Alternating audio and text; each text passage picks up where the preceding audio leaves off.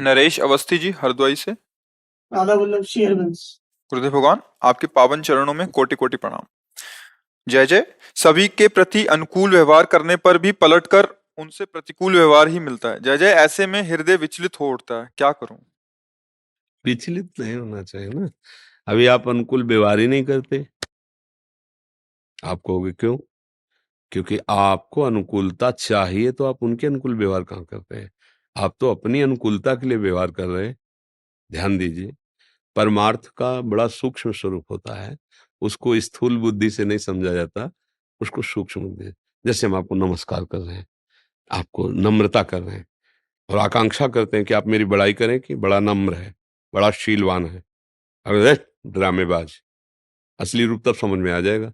फिर भी हम ऐसे ही करें कि वास्तविक हम ड्रामा ही कर रहे हैं, पर जैसे हैं आपके, आप समझ लीजिए, तब समझ में आएगा असली नम्रता थी।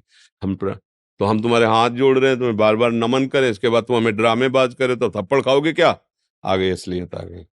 अनुकूलता हम जो दूसरे को दे रहे हैं, उससे हम बदले में चाहते हैं प्रियता, सम्मान, अनुकूलता। तो हम अनुकूलता नहीं दे रहे, हम अनुकूलता के पीछे अनुकूलता चाह रहे हैं। है ना ऐसा? अगर हम अनुकूलता नहीं चाह रहे तो मेरे द्वारा की हुई अनुकूलता का परिणाम यदि प्रतिकूलता आता है तो अनुभव किसको हो रहा है? वही अनुकूलता की चाह को अनुभव हो रहा है, प्रतिकूलता। जिस दिन अनुकूलता की चाह मिट जाएगी तो ना अनुकूल न प्रतिकूल, समतूल। और समतूल का स्वरूप है दंपति रस समतूल। वो प्रिया ये कूल जो है संसार के दो किनारे हैं, एक अनुकूल एक प्रतिकूल। जो भक्त रहता है ना, वो किनारों पे नहीं विचरता है, वो सम विचरता है, मध्य में। मध्य में सबके हृदय में कौन बैठा हुआ है? श्री भगवान। संसार का मध्य क्या है? श्री भगवान। ना अनुकूल न प्रतिकूल, बीच का मार्ग पर क्या है? समतूल। और समतूलता क्या है? भगवान का स्वरूप है, दंपति रस समतूल। जब हम सामने वाले को देख रहे हैं मेरा प्रभु है, और जो भी प्रभु हमसे अनुकूलता दिला रहे हैं उसको, वो हमारी पूजा हुई ना। तो अपने पूज्य से हम प्रणाम नमस्कार थोड़ी चाहते हैं। मानो आपने प्रणाम किया, अब हम ऐसे बैठे रहे या ऐसे बैठे रहे या कैसे, आप ये देखोगे क्या कि हमने तो सर झुका के प्रणाम किया, इन्होंने प्रणाम भी नहीं किया? नहीं, आप अपने भाव की पूर्णता कर रहे हैं। सामने वाला नहीं हिल रहा, नहीं देख रहा, लेकिन आपका काम तो हो गया ना, आपने देख के प्रणाम किया। आप अपने धर्म का पालन कर रहे हैं कि दूसरे का अहित नहीं होने देंगे अपने द्वारा। हम दूसरे का हित करेंगे, दूसरे को अनुकूलता प्रदान करेंगे धर्मयुक्त। अगर वो प्रतिकूलता समझ रहा है और वो दुखी हो रहा तो मुझे कोई फर्क नहीं पड़ता, या वो दुखी होकर मुझे दुख देना चाहता है तो मुझे कोई फर्क नहीं पड़ता। विशुद्ध बात समझिए, ये अनुकूलता और प्रतिकूलता है, मायाकृत है। इसी को सहने के लिए भगवान आदेश करते हैं। अनुकूलता प्रतिकूलता अर्थात शीत उष्ण एक ठंडापन देती है। जब कोई बड़ाई करता है हमारे अनुकूल होता है, हृदय में एक शीतलता आती है। जब कोई निंदा करता है प्रतिकूल होता है तो एक जलन सी पैदा होती है। भगवान इसी को सहने के लिए कह रहे हैं। मात्रा स्पर्शास्तु कौन्ते शीतोष्ण सुख दुखदा आगमा पाइनो अनित्यास तास्तित क्षस्व भारत। हे भारत, ये आने जाने वाले हैं। अनुकूलता प्रतिकूलता सुख दुख, इनको गंभीरता से सहो, अपने धर्म में चलो। तुम्हारा कर्तव्य हो गया, अब वो क्या करता है तुम्हें नहीं देखना।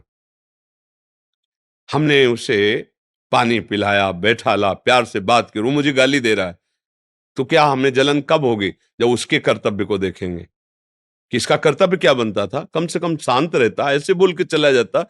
अब क्या हो रहा है कि आप अपने कर्तव्य को भूल रहे हैं, तब आपको जलन होगी। अगर ये कि मेरा तो कर्तव्य ये है, अब आप जैसा व्यवहार करें, आप भगवान जाने, आपका निर्णय, हम बुरा नहीं मानेंगे, आप जैसा माना। पर ये बहुत बड़ी अच्छी स्थिति होती है परमार्थ की।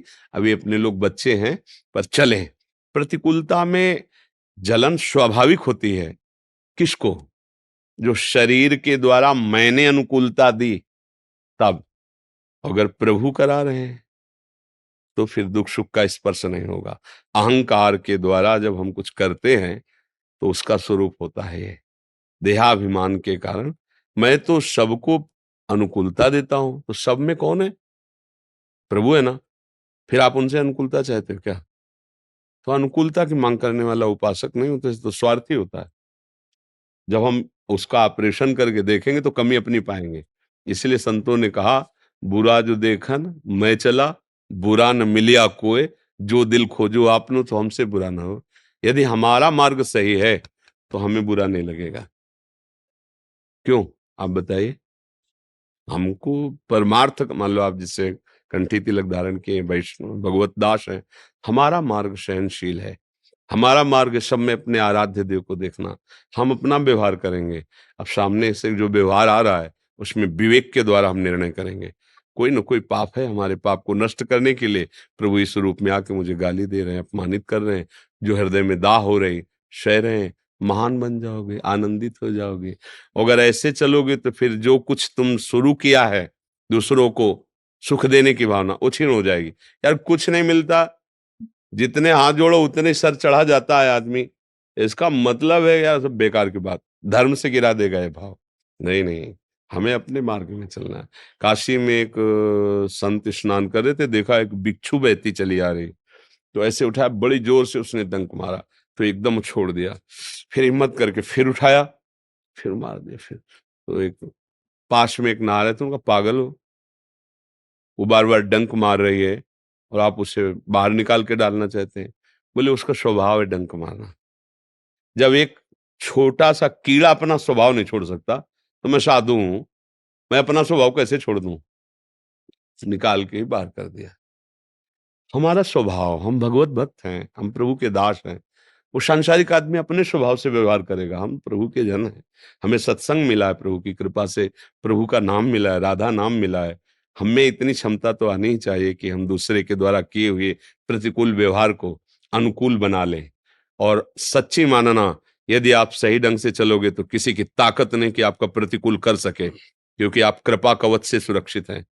जो सदैव दूसरों का हित चाहता रहता है और भगवान की भक्ति करता है, उसे भगवान की कृपा सुरक्षित रखती है। अगर कृपा कवच से सुरक्षित है तो वहां से भेजी गई प्रतिकूलता तुरंत अनुकूलता में यहां बदल जाएगी। वहां से मारा गया अस्त्र उसके पास आते ही उसका सुख पूर्वक स्वागत करने वाली वस्तु बन जाएगी, अर्थात तलवार हार बन जाएगी, शूल फूल बन जाएंगे। आप चल के तो देखो, परमार्थ है। हर कष्ट, हर कष्ट।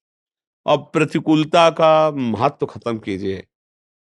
प्रतिकूलता कोई चीज नहीं, हमारे कर्मों को भुगताने का परिणाम है वो। चुपचाप भोग लीजिए और प्रभु के पास पहुंच जाइए।